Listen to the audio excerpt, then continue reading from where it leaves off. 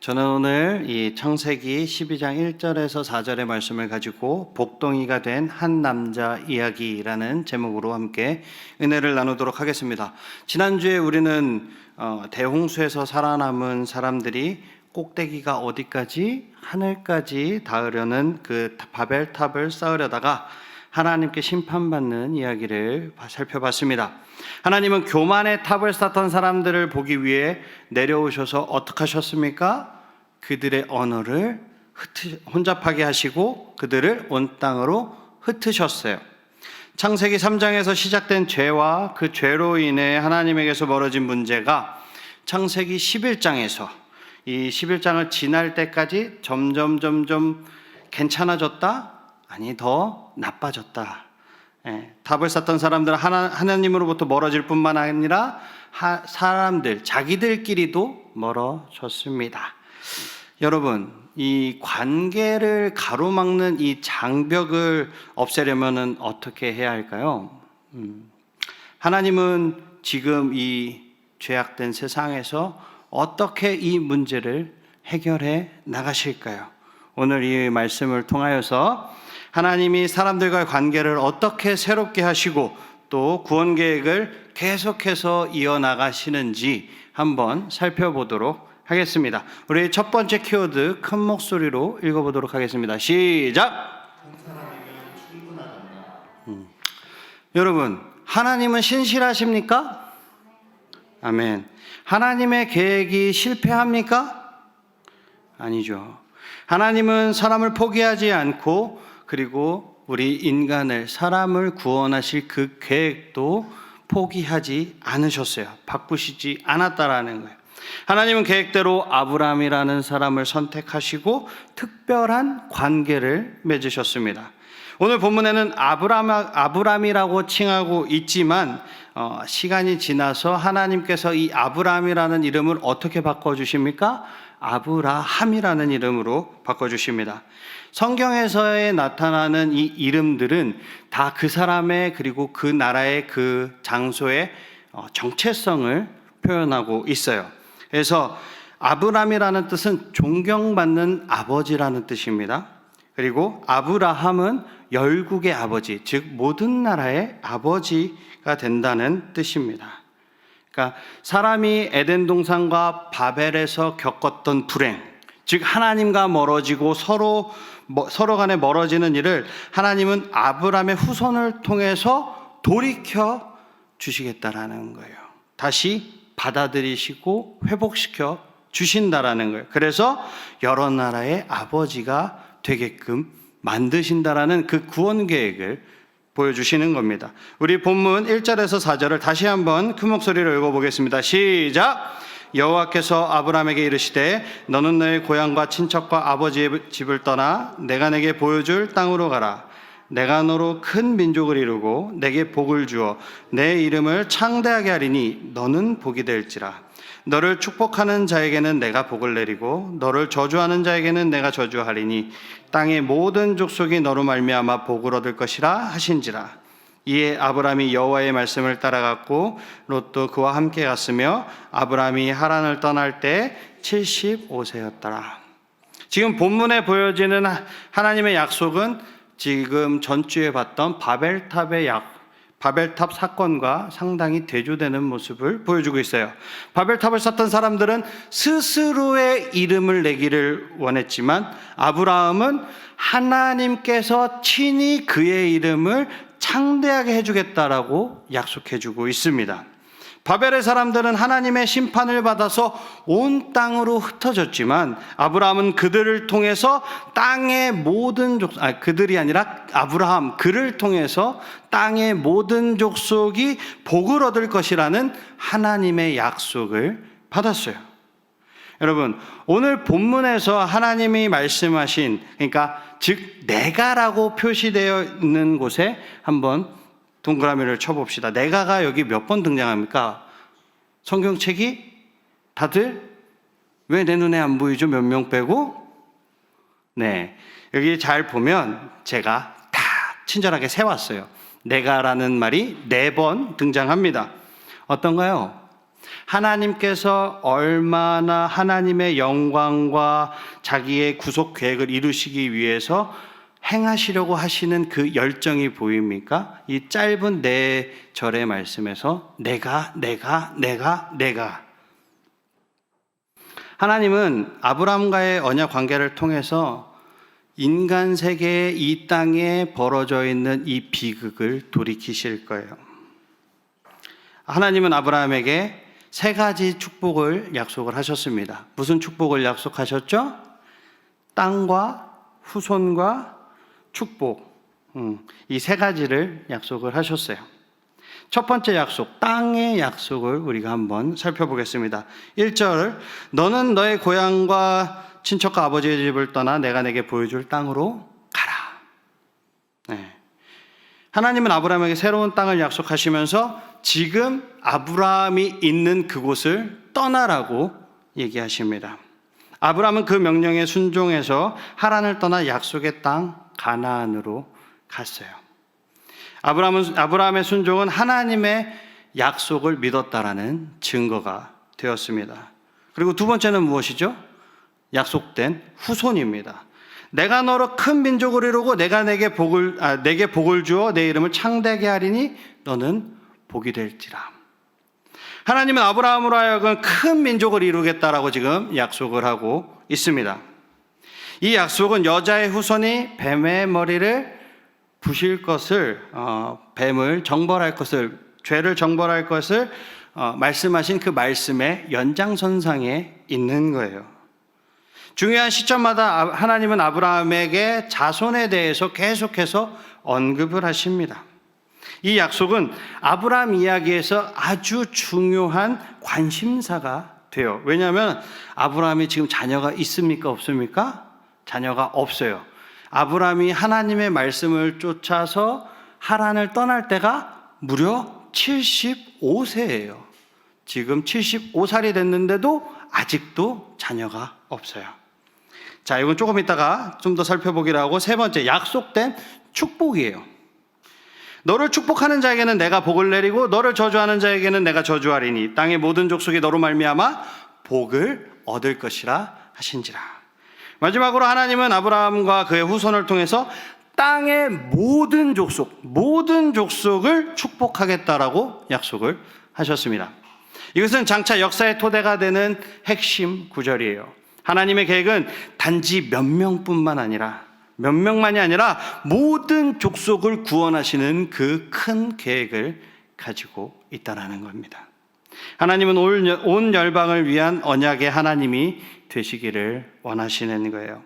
아브라함에게서 나오는 이스라엘 백성은 열방의 빛이 되어 온 세상 사람으로 하여금 살아계시며 유일하신 참 하나님을 예배하도록 이끌라는 그 부름을 받은 사람이 바로 아브라함이라는 존재입니다. 여러분은 누구의 자손입니까?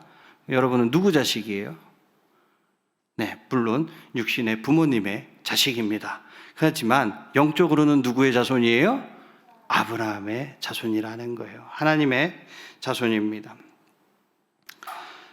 이거를 어디서 확신할 수 있냐? 그냥 제가 하는 말이 아니라 성경에 무엇이라고 기록되어 있는지 우리 갈라디아서 3장 6절에서 9절을 한번 보도록 하겠습니다. 제가 읽어드릴게요.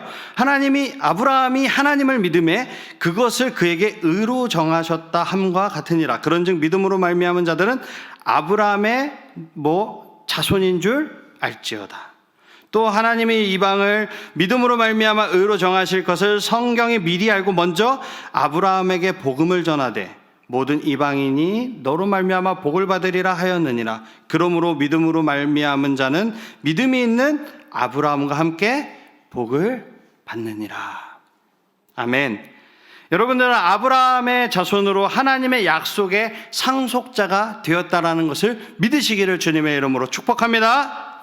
아멘. 우리 두 번째 키워드 한번 보도록 하겠습니다. 두 번째 키워드 큰 목소리로 한번 읽어볼까요? 시작.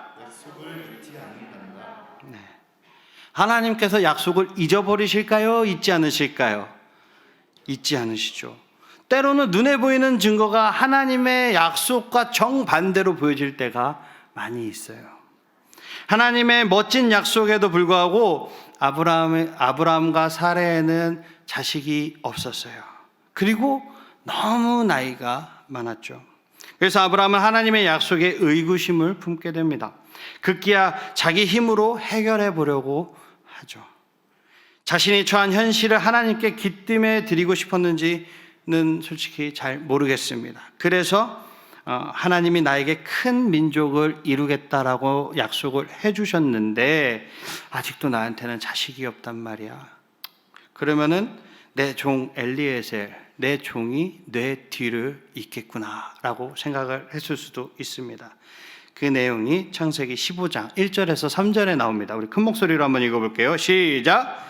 이후에 여호와의 말씀이 환상 중에 아브라함에게 임하여 이르시되 아브라함아 두려워하지 말라. 나는 내 방패요 너의 지극히 큰 상급이니라. 아브라함이 이르되 주 여호와여 무엇을 내게 주시려 하나이까? 나는 자식이 없사오니 나의 상속자는 이 다메섹 사람 엘리에셀이니이다. 아브라함이 또 이르되 주께서 내게 씨를 주지 아니하셨으니 내 집에서 길린 자가 내 상속자가 될 것이니이다. 아멘. 이 당시에는 종들을 이제 좀 똑똑하고 좀 잘난 종들을 양자 삼는 게 가능했어요. 로마 시대에도 이런 것들이 있었거든요. 그래서 장군들이나 이제 조금 잘 나가는 사람들이 좀 괜찮은 종들을 자기의 양자 삼아서 상속자로 삼았던 것들이 있습니다. 그래서 이제 좀 본문을 보면 솔직히 아브라함이 지금 의구심을 품을 만한 상황이에요. 우리도 그럴 때가 있지 않습니까? 하나님께서 우리에게 약속해 주신 거는 내가 확실히 알겠는데 그런데 하나님의 약속이 이루어지지 않을 것만 같은 그런 불길함에 빠져드는 때가 있죠.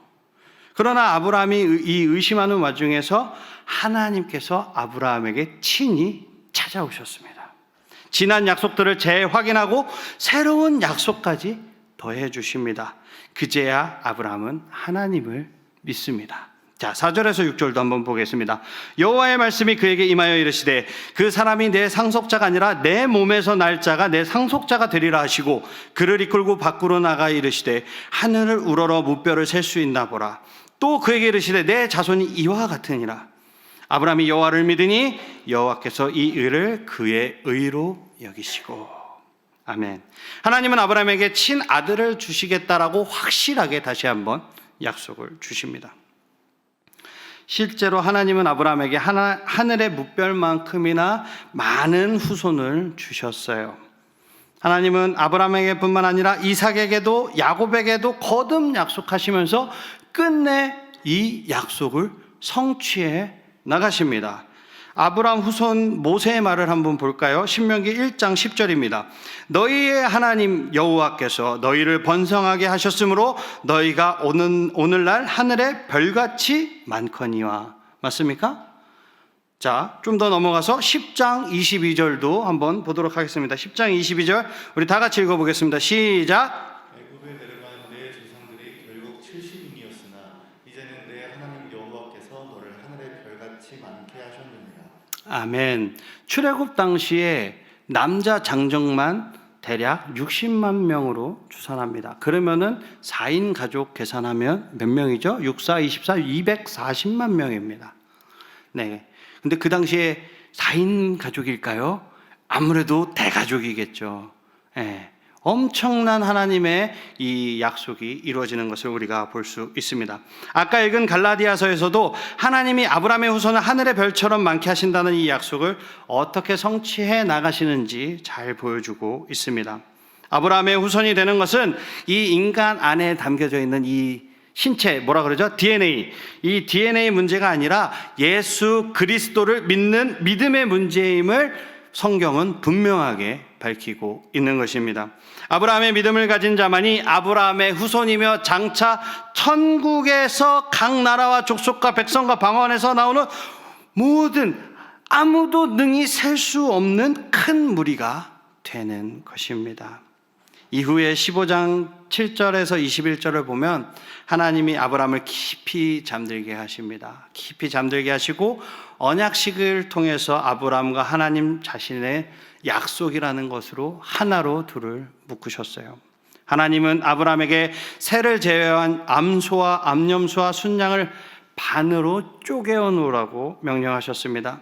그리고서 이제 아브라함을 깊이 잠들게 하시고 앞으로 있을 출애굽, 그리고 약속의 땅 가나안에서 아모스 족속을 정발할 것에 대해서 미리 말씀해 주시죠.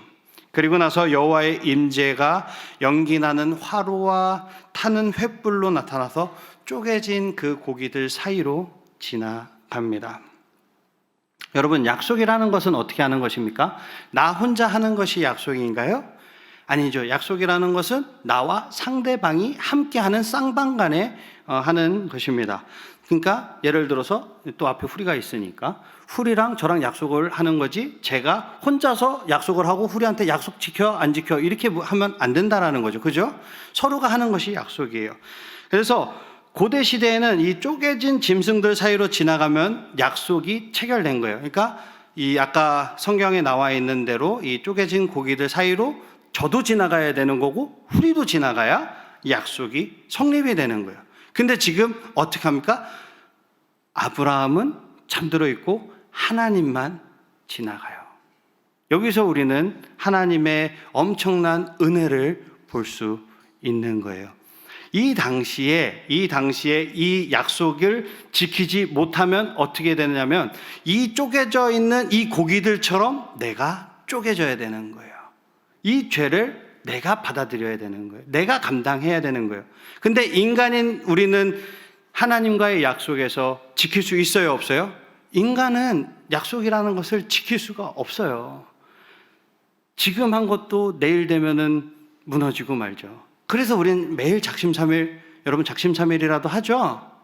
네, 작심삼일 하는 거예요. 근데 하나님은 작심삼일이 통할까요?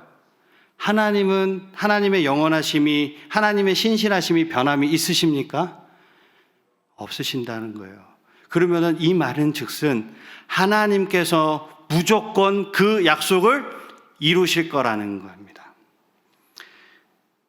아브라함과 이 언약식을 정리하면 이런 거예요. 내가 내게 한 약속들이 성취되지 않는다면 이런 일이 내게, 하나님께 일어나리라.